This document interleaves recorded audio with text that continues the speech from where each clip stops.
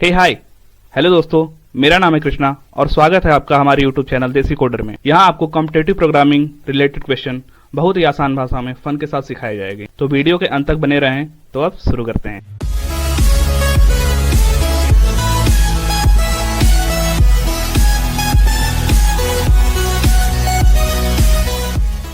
तो बस अब आते हैं अपने हैकर रैंकर डैशबोर्ड पे और आज हमारे 30 डेज ऑफ कोड का डे 10 है। तो अपनी प्रॉब्लम पे आते हैं और आज हमारे डे 10 की प्रॉब्लम है बाइनरी नंबर। ठीक है, तो बस आते हैं अपने प्रॉब्लम पे और आज का हमारा ऑब्जेक्टिव है today we are working with the binary number. ठीक है, तो आज हम बाइनरी नंबर के बारे में पढ़ेंगे और बाइनरी नंबर काम कैसे करता है, इसको चेंज कैसे करते हैं, binary to decimal, decimal to binary या अदर नंबर सिस्टम में कैसे चेंज करते हैं, इसके बारे में देखेंगे। ठीक है, तो सबसे पहले आते हैं अपने ट्यूटोरियल में और देखते हैं आज के क्वेश्चन यूज होने वाले बेसिक्स। ठीक है, तो सबसे पहले है रेडिक्स, जिसको हम बेस भी कहते हैं। The number of digit that can be use to represent a number in a positional number system. तो किसी भी पोजिशनल नंबर सिस्टम में जितने डिजिट का यूज करते हैं हम किसी भी नंबर को रिप्रेजेंट करने के लिए इन पोजिशनल सिस्टम, वो हमारा रेडिक्स कहलाता है। ठीक है, तो पहले हम देखते हैं कि आखिर पोजिशनल नंबर सिस्टम क्या होता है और कितने टाइप का होता है। ठीक है, तो इसके लिए हम आते हैं अपने गीक्स फॉर गीक की साइट पे। ठीक है, तो यहाँ पे है नंबर सिस्टम का क्लासिफिकेशन दिया हुआ है, जो पोजिशनल नंबर सिस्टम भी है और नॉन पोजिशनल नंबर सिस्टम भी है। ठीक है, तो जो हमारा पोजिशनल नंबर सिस्टम होता है वो टोटल 6 टाइप का होता है। ठीक है, decimal, octal, binary, hexadecimal, BCD and this.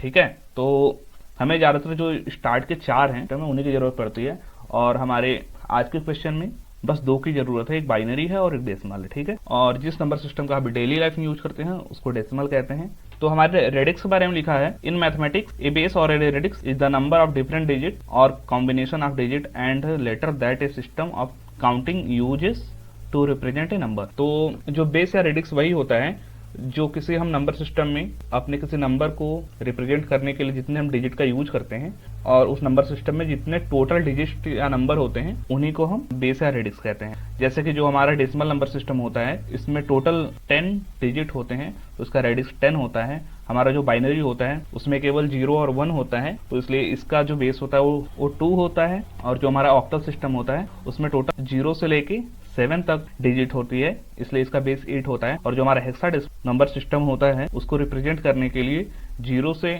9 तक की 10 डिजिट ली जाती है और 6 कैरेक्टर A to F लिया जाता है, तो ये हमारा हेक्साडेसिमल सिस्टम होता है। ठीक है, तो जो हमारी पोजीशन नंबर सिस्टम होता है उसमें हर एक डिजिट का किसी भी नंबर में कुछ पोजीशन होता है। जैसे यहाँ पे एक नंबर दिया हुआ है 70526, इसके हर एक पोजीशन की कोई ना कोई वैल्यू होती है। जैसे इसका 0 होता है, इसका 1 होता है, इसका 2 होता है और इसका 3, 4। और जब भी इस नंबर को गेन करना होता है तो हम उसके 10 की पावर में उसके बेस को लिखते हैं, जो 0 है, 1 है और 2 है, और उससे रिलेटेड नंबर का मल्टीप्लाई करके उसका सम कर देते हैं। ठीक है, तो हमारी ये नंबर मिल जाती है। तो इसको हम देखते हैं कि आखिर ये काम कैसे करता है।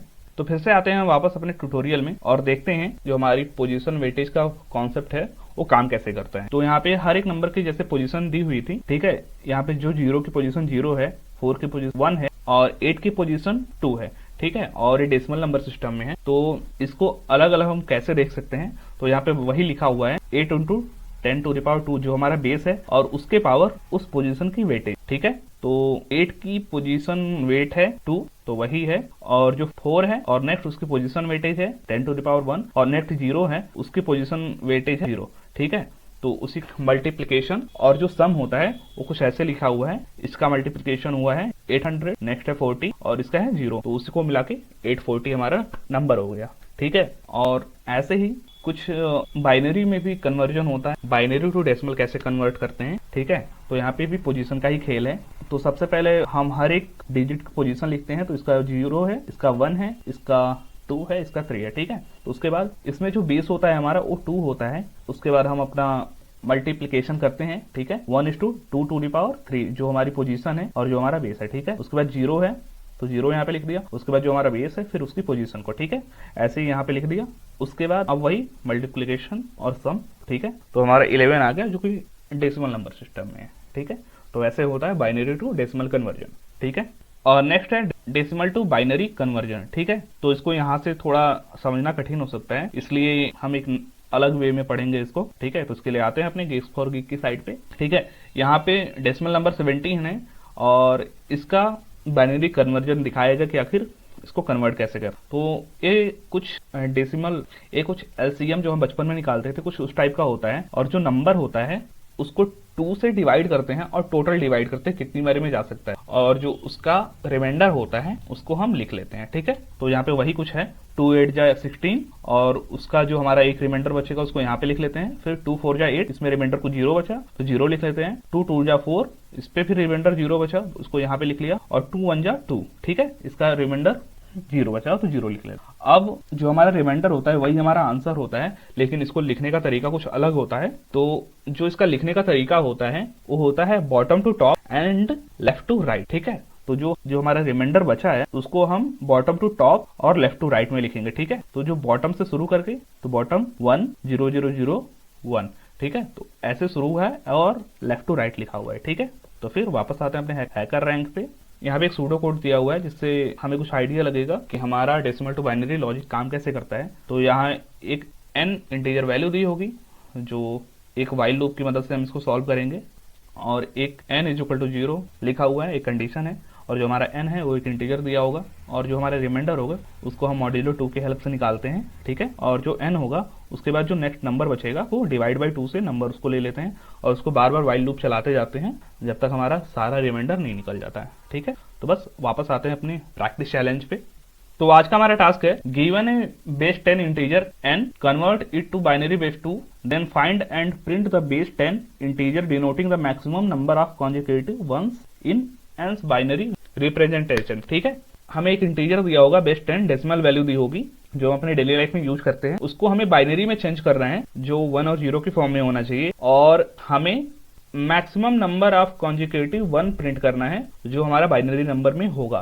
कॉन्जिक्यूटिव नंबर क्या होगा वो मैं आपको आगे बताता हूँ, ठीक है। तो यहाँ पे कुछ इनपुट फॉर्मेट ऐसा दिया है, एक सिंगल इंटीजर n पास करेंगे, ठीक है, कांस्टेंट दिया हुआ है। उसके बाद आउटपुट फॉर्मेट है, print a single base 10 integer denoting the maximum number of consecutive ones in the binary representation of n, ठीक है। उसके बाद हमारा सैंपल इनपुट है 5, सैंपल आउटपुट है 1, सैंपल इनपुट 2 है 13, और सैंपल आउटपुट है 2। तो आज हम एक्सप्लेनेशन की यूज करेंगे इसको समझने के लिए, ठीक है। तो हमारा जो बाइनरी रिप्रेजेंटेशन होगा 5 का, वो 101 होता है, और जो कॉन्जिक्यूटिव वंस हमें फाइंड करना है वो जो एक साथ में 7 7 1 1 जितने आएंगे उनको लिखना है, कितनी बार आए और कितने आए, ठीक है। तो यहाँ पे एक साथ में केवल एक ही 1 आ रहा है तो उसका मैक्सिमम नंबर ऑफ वंस होगा 1 होगा, ठीक है।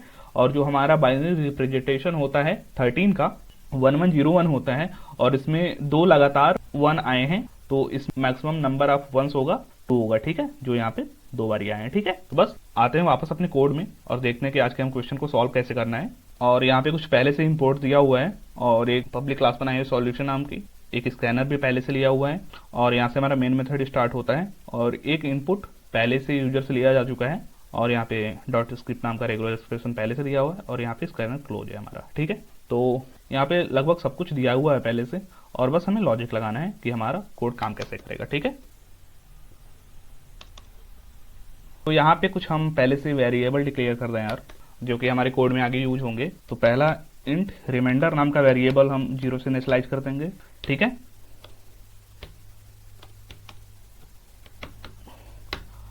और एक टेम्प नाम का, जो हम बेसिकली टेम्पररी वेरिएबल की तरह यूज करते हैं, वो 0 से इनिशियलाइज कर देंगे नेक्स्ट। और एक इंट मैक्स काउंट करके एक वेरिएबल डिक्लेयर कर देंगे जो हमारे टोटल नंबर ऑफ 1 डिनोट करेगा जो लगातार आए हों, ठीक है। इसको भी 0 से इनिशियलाइज कर देते हैं, ठीक है। अब हम अपने रिमाइंडर फाइंड करने का लॉजिक लगाते हैं, ठीक है, जो हमने ट्यूटोरियल में अपने पढ़ा था व्हाइल। तो जो हमारा रिमाइंडर होगा n इज ग्रेटर देन 0, उसको हम n मॉड्यूलो 2 से निकालते हैं, ठीक है। ये हमने ट्यूटोरियल में देखा था। और फिर से हम जब उस नंबर की बची हुई वैल्यू को लेते हैं तो उसको n is equal to n divide by 2 से लेते हैं, ठीक है। इतना तो हमने कोड अपने ट्यूटोरियल में देख लिया था कि हमें रिमाइंडर फाइंड कैसे करना है। अब आते हैं नेक्स्ट हमारे एक्चुअल कोड पे, जो हमें लॉजिक यूज करना है अपने 1 को प्रिंट करने जो लगातार आएंगे हमारे बाइनरी कोड में, ठीक है। तो बस अब हम अपना लॉजिक लिखते हैं। जिससे हमें अपने बाइनरी कोड में आने वाले टोटल जो 1 होंगे उनके वैल्यू मिल जाएगी। उसके लिए हमने कुछ पहले से वेरिएबल इनिशियलाइज कर दिया था। ठीक है, तो लिखते हैं इफ जो हमारा रिमाइंडर है अगर 1 के बराबर होगा तो जो हमारा टेम्प होगा उसको हम इंक्रीज कर देंगे। ठीक है, हम आगे देखेंगे भी कि हमारा कोड काम कैसे किया। ठीक है, उसके बाद नेक्स्ट इफ अगर हमारा टेम्प बड़ा होगा हमारे मैक्सिमम काउंट से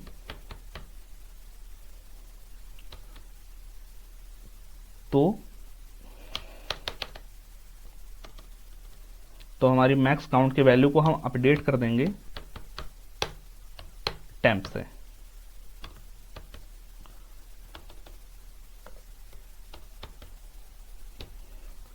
ठीक है, और नहीं तो एल्स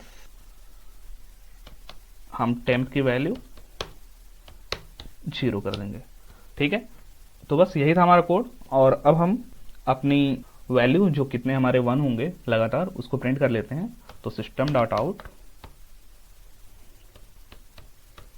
डॉट प्रिंटलन जो हमारा टोटल नंबर मैक्सिमम काउंट होगा। ठीक है, तो बस अपने कोड को अब रन करते हैं और देखते हैं। ठीक है, कॉन्ग्रेचुलेशन, हमारे सारे सैंपल टेस्ट केस पास हुए। अब हम अपने कोड सबमिट करते हैं।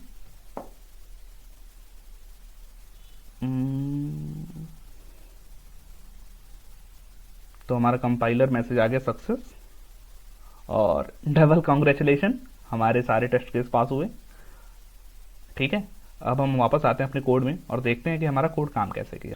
तो बस यहाँ से हमारा मेन मेथड स्टार्ट हुआ था और यहाँ पे पहले से एक n नाम का इंटीजर डेसिमल वैल्यू स्कैनर से पहले ही लिया जा चुका था। ठीक है, यहाँ पे हमने कुछ वेरिएबल डिक्लेयर किए थे ताकि हम अपने कोड में यूज कर सकें। जो रिमाइंडर था एक टेम्पररी वेरिएबल था और एक मैक्स काउंट था। ठीक है, जो मैक्स काउंट था हमारे टोटल नंबर ऑफ 1 को प्रिंट करने के काम आता। ठीक है, तो यहाँ पे हमने लॉजिक यूज किया था हमारे रिमाइंडर को फाइंड करने के लिए। ठीक है, जब तक हमारा इंटीजर 0 से बड़ा रहता तब तक हमारा लूप चलता रहता और हमारा रिमाइंडर मिलता जाता।